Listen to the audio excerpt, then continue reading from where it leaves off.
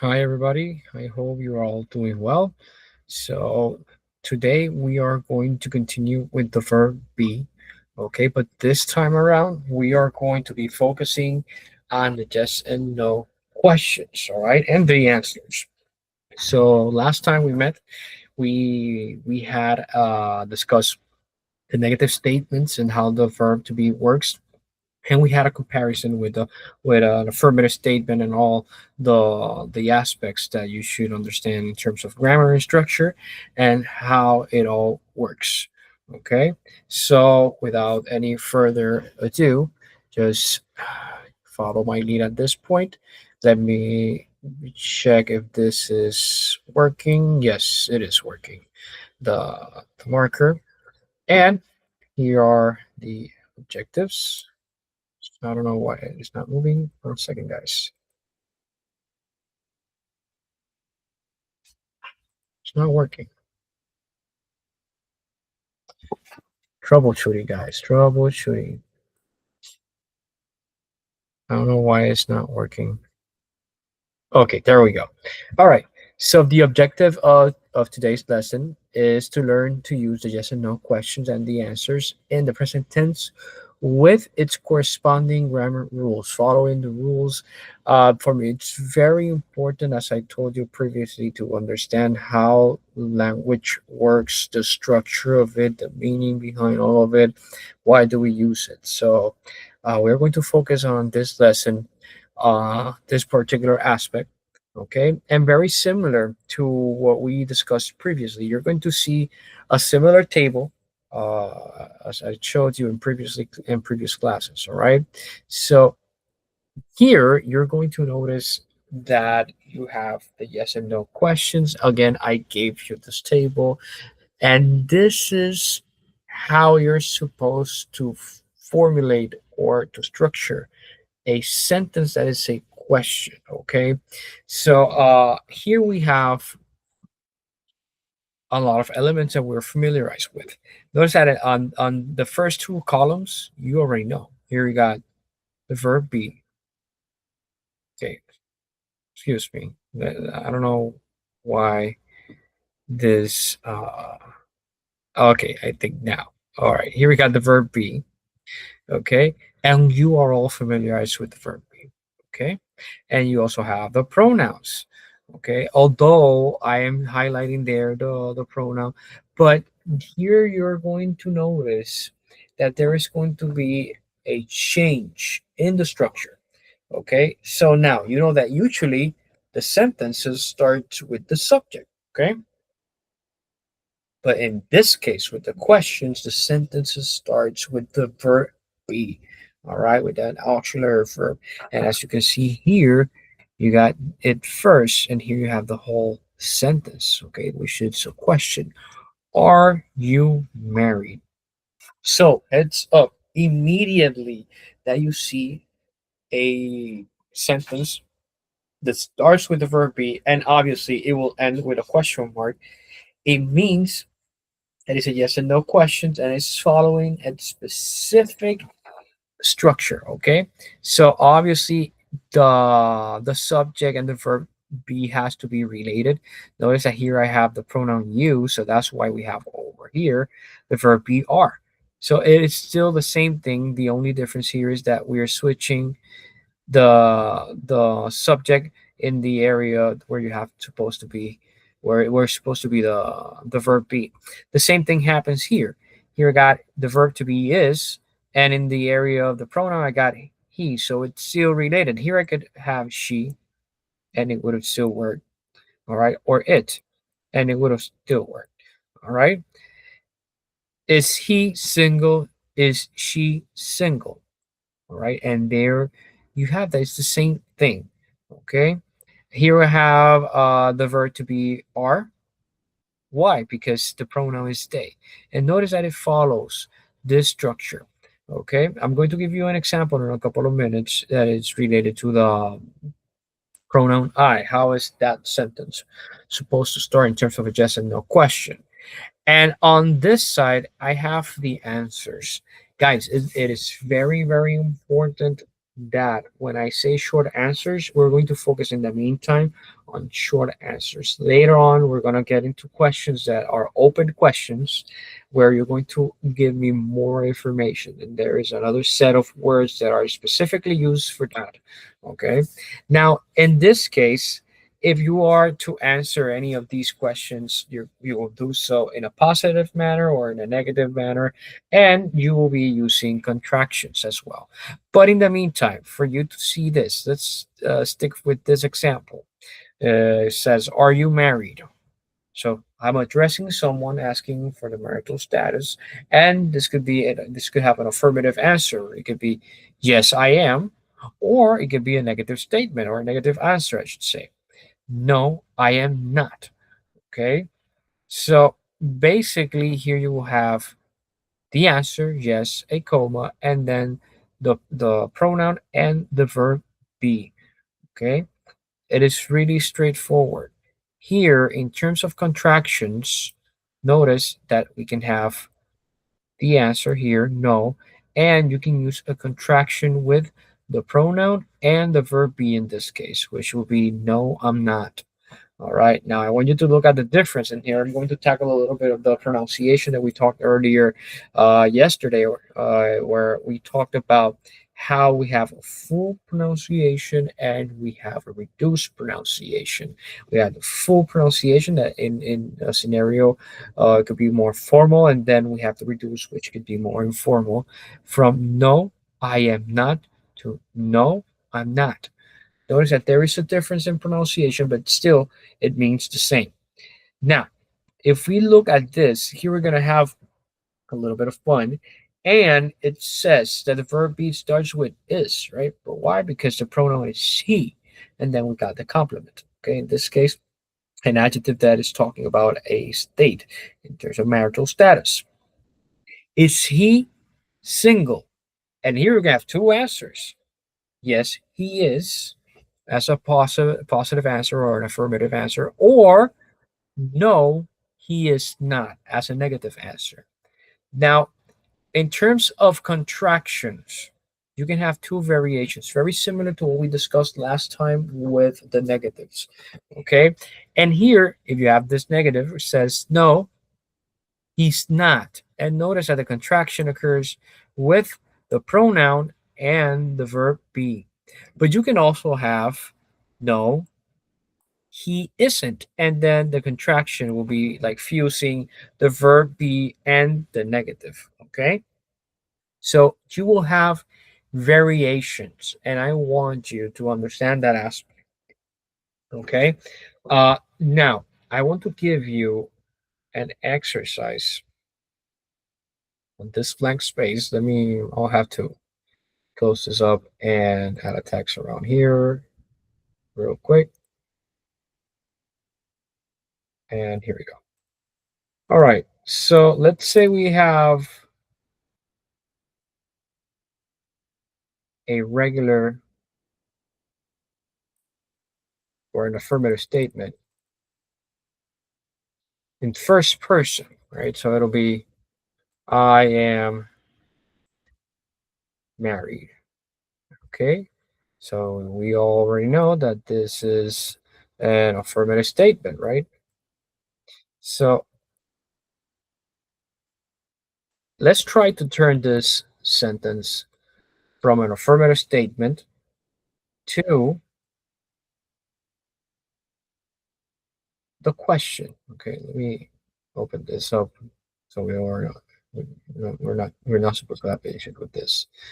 Okay, so here we have this, and of course, let me add this to the side so I can give you.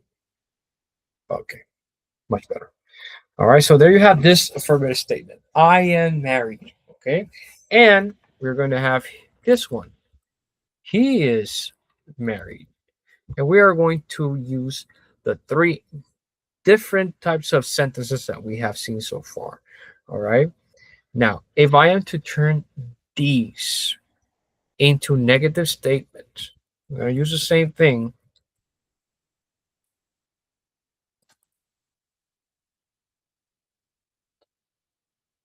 Let me turn them into negative statements, but I saw here a typo.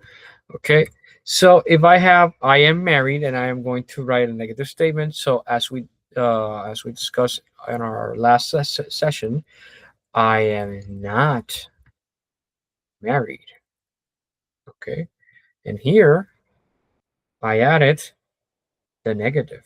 Okay. All right. Now let's do the same for the second one. It should be he is not married. Okay. And from here, we can turn these into questions. Okay. So notice that for what we discussed previously, I'm not going to enter into details in terms of the contractions because we practiced that in the classroom, but I would like you guys to see it first in full pronunciation, or I should say in a formal way. Okay.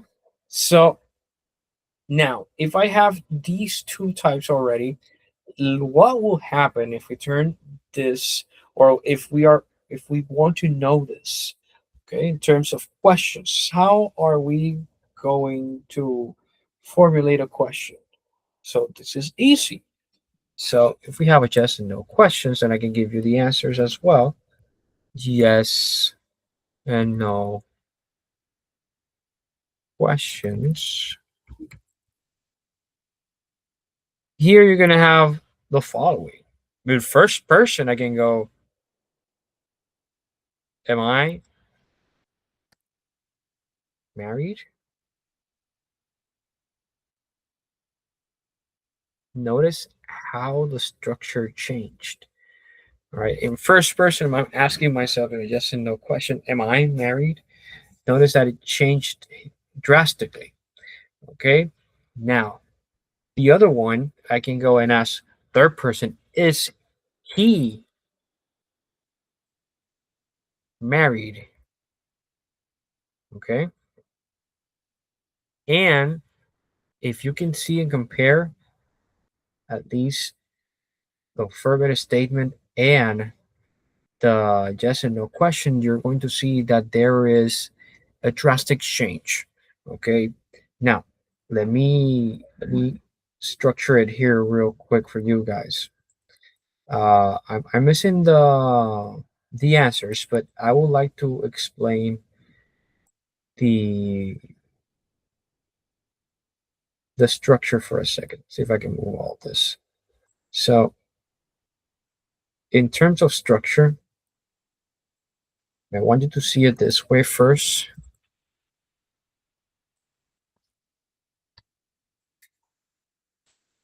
Excuse me, guys.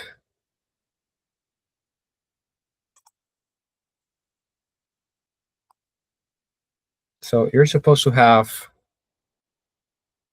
the noun, or in this case, we're having a pronoun, right? Pronoun plus verb be, and then we have complement. We already saw this in class. Okay, so we are having this in a way where all of this, you know, that this is part of the, you know, that the pronoun is part of the subject, and you know that the verb and the rest of the complements are part of the predicate. Okay, just establishing as it is written in the sentence. Now, when we are talking about a yes and no question, the structure changes, as I told you. So here you have the following. Instead of having the pronoun first, you will have the verb be. And then afterwards, you will have the pronoun. I'm using the example of the pronoun, but you can have a common noun there or a proper noun, okay? But just for the purposes of the exercise. And then you'll have the complement, okay? And obviously at the end, it'll change. because you have there a a question. Okay, so notice at least here we have this. I would like to use some arrows here. It's been a long time since I used this live, so bear with me for 1 second while for some elements here. Arrow.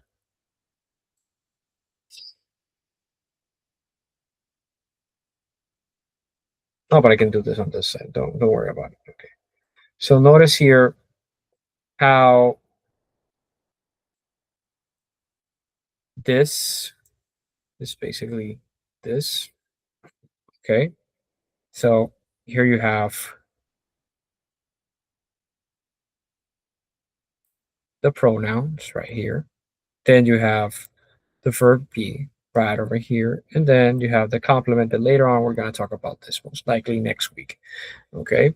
So as you can see, it transfers perfectly. In terms of the negative, you know that we're following the same structure. We can write about that in a second, but I wanted you guys to see this first, okay, how the structure changes. Now here we have the yes and no question, and notice that here we have this structure. Okay, so first you have the verb to be right here. Look at it up right here. Then you have the pronoun that is right over here, and look at it here, the pronoun. And then you have the complement. So obviously you're going to have some changes in that structure. Okay. Now I'm just gonna use this moment to clear out also the structure of the. I don't know why this is not changing, but okay, there we go. So here I'm going to add the structure as well of the negative statements, so you can have it there. Negative statement.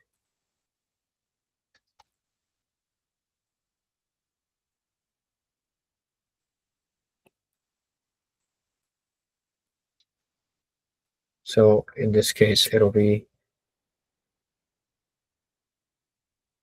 pronoun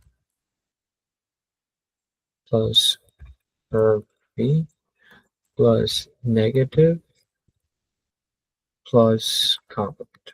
As you can see, now everything is like shaping up. Okay. Not necessarily we're going to be discussing all the complements at all time, but at least I want you guys to have uh, an idea, a better idea of this, and you can learn how to use it. Okay. And there you have it. Okay. Here you have it straightforward. Now, we have all of this, and as you can see, it's really complicated. But as I told you in our last lesson, notice that there is a structure, and each structure has a meaning. Okay, so look at this carefully, and as we practice, you're going to see that it makes total sense. This is better. It's a better way to understand this. Okay, now let's move forward to the other part. We have here some practice exercises. I know that this is a recording, but I would love if you guys practice these in your notebook. It's easy, all right? I will be sharing with you guys these images. So in this case, it's basically practicing the answers. I'm not gonna give the answer out. We're gonna answer this live when we meet, but I want you to focus for a second on the structure. Notice that this is a yes and no question, and at the moment here we have the verb to be, it's right over here, right?